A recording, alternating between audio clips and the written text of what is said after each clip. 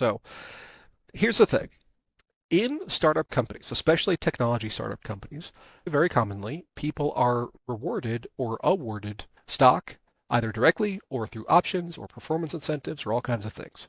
And that can create enormous tax issues when things go public.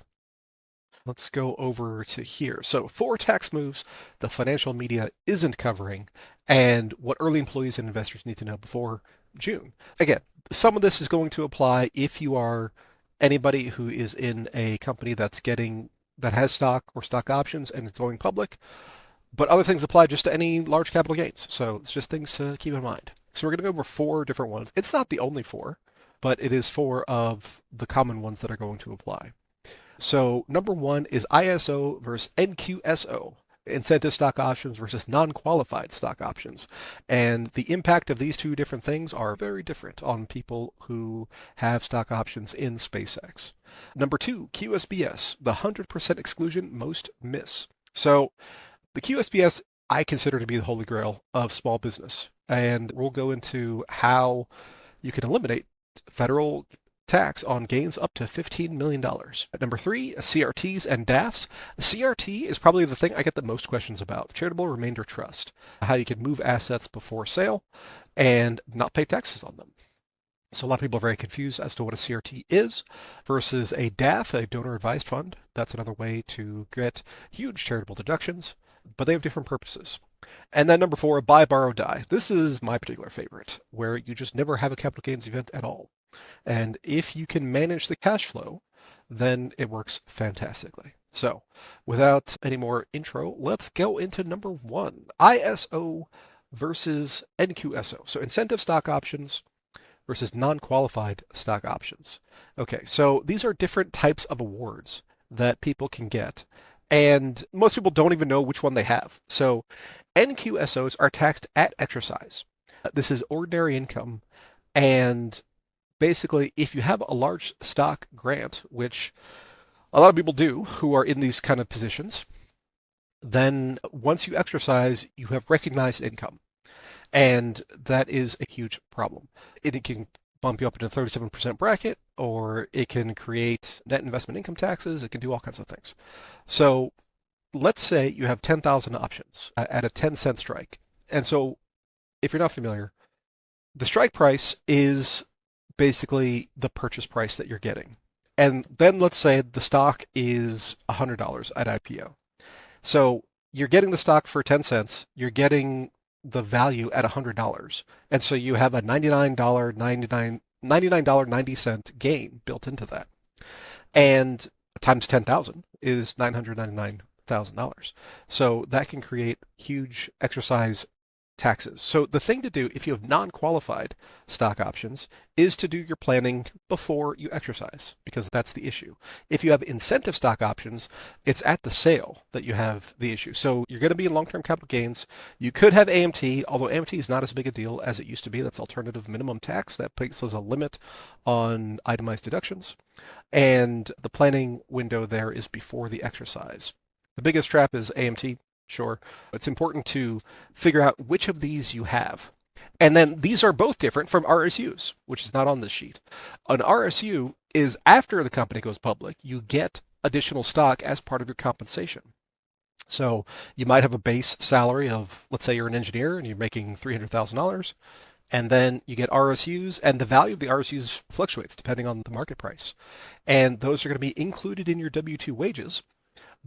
And then they will sell a portion to quote unquote cover the taxes. The problem with RSUs and the selling that they do to cover the taxes is that they don't sell enough, because when that was created back in the 1950s, the amount of compensation that people got from stock was a very minor part of their total compensation. So you'd have a wage, let's say you made $5,000 a year, and then you'd have $100 worth of stock in stock bonuses. It was just a minor part. And because of that, there was a rule created about supplemental wages, where if you're getting these supplemental things, you don't have to withhold at the regular rates, because that creates very uneven withholding, and you would end up over withholding if you did that. And As the economy has evolved from the 90s onward, basically, and stock became larger and larger percentages of total compensation in these tech companies, then the supplemental rules that allowed the payroll departments and everything to withhold at a lower rate have been just killing people. Because if with the RSUs you end up in the 35% bracket, and then the selling that creates the withholding is withholding at 22%, then you're still 13% short. And people get very surprised by this a lot of times. I had one client, she worked for DoorDash years ago, and the majority of her compensation was actually in stock RSUs. And we did the math one time, and basically the base salary existed only to pay the taxes on the stock compensation, which is just a crazy position to be in. But in the case of a liquidity event where all these things are vesting or gaining value, this is the time that you have in order to make sure that you figure out what you want to do with your situation. So figure out what kind of options you have, what kind of stocks you have, what kind of warrants you have, and figure out when that taxable event is going to hit, and then do your planning appropriately. Important to understand what you are dealing with. All right, number 2, the 1202 QSBS, exclude up to 100% of your gains. Like I said, this is the holy grail of small business tax planning, because what it is, and this was modified and made permanent by the One Big Beautiful Bill Act last year, and it also increased it from 10 million up to 15 million. But if you invest in a C Corp, when the C Corp is new, essentially, and has less than 50 million in assets, and you acquired at the original issuance, meaning you're one of the original shareholders, and you held the stock for at least 5 years, excluding service businesses, then when you sell, you have Section 1202 exclusion. You can exclude, and I know this says 10 million, but it's actually now up to 15 million. It was modified last year. As the modification applies to stocks that were acquired after 2025, basically. So for new ones going forward. But for the old ones, we still get the $10 million exemption. So this is all great. If you were a SpaceX early employee or one of the original people or one of the original investors, this could apply to you because they started way back in 2002, I believe. Or if you are running your own business and you create a C corporation when it has $0 in assets and you hold it for at least 5 years and you then sell the stock, then you could exclude all of your gains up to 10 or $15 million, depending on what year the company started. And it's fantastic. I've seen it work twice. Now, the reason it doesn't work very often is because in the small business world, if you are selling your business, the vast majority of the time, you are selling the assets and not the stock. And if you're selling the assets, Section 1202 does not apply. It's only for stock sales. So it works great if you are starting a startup and then you go public and then you are in fact selling the stock. But on the other hand, that's just a relatively rare event. The things like SpaceX, they make the news because they're so unusual. Companies go public or they do reverse mergers or whatever. These make the news because it's newsworthy. It is unusual.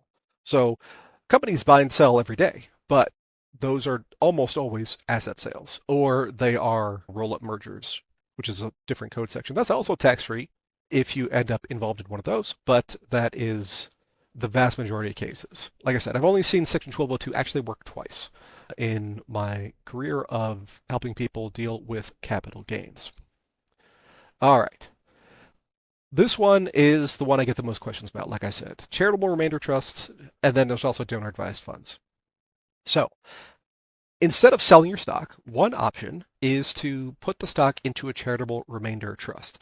And like all things trust related, the devil is in the details. There's not like a form called charitable remainder trust. There's just a characteristic that these types of trusts have been named for. Basically, the way it works is you take the stock that has appreciated, and instead of selling it, you contribute it to the CRT, the charitable remainder trust, before selling. So then inside of the trust, the CRT sells the shares, and there's no capital gains event because you no longer own the stock. It's the trust, and you don't own the trust either. So the beneficial interest in the trust is a charity.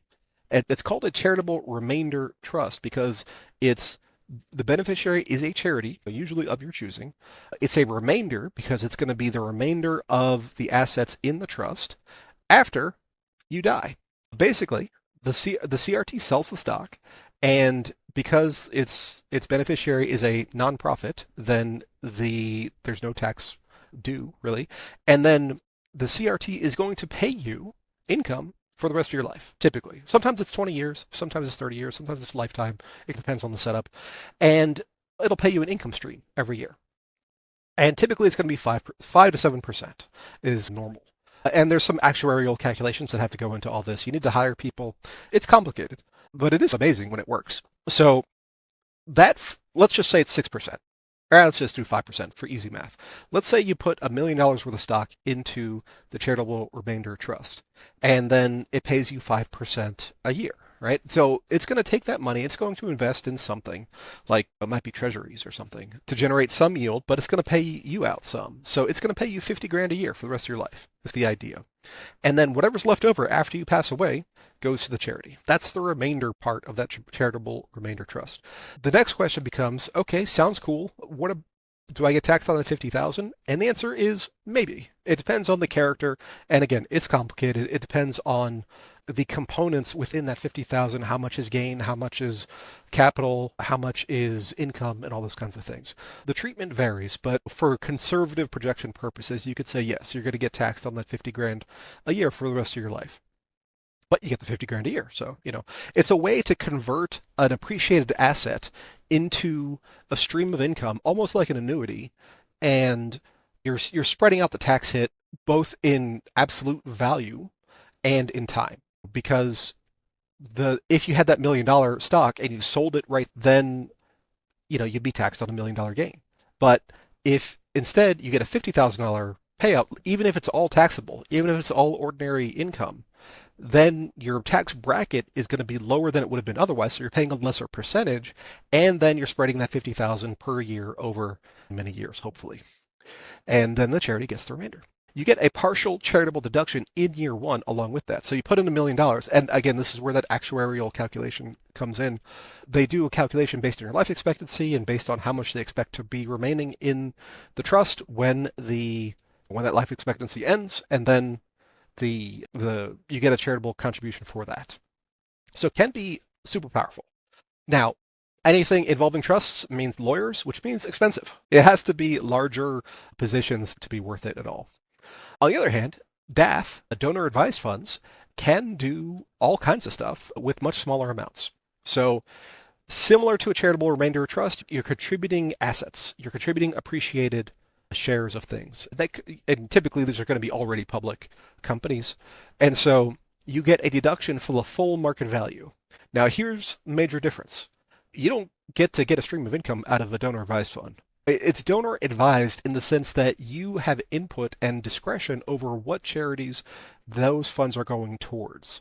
But they're going to charities for sure. You could set this up at most brokerages have these in-house now. You can go to Fidelity and set up a DAF, and because these are like wholesale these days, the expense of this is pretty low, and you can do it with much smaller amounts. Like I said, smaller amounts, simpler setup, flexible giving. So you contribute the stock, and then it sits there either until you gift the stock directly to a charity, or you then sell and then gift the money to a charity. And it doesn't have to be one charity. It could be many, and it could be over a period of years. It's a way to condense charitable contributions into a single year that could have been spread over many years.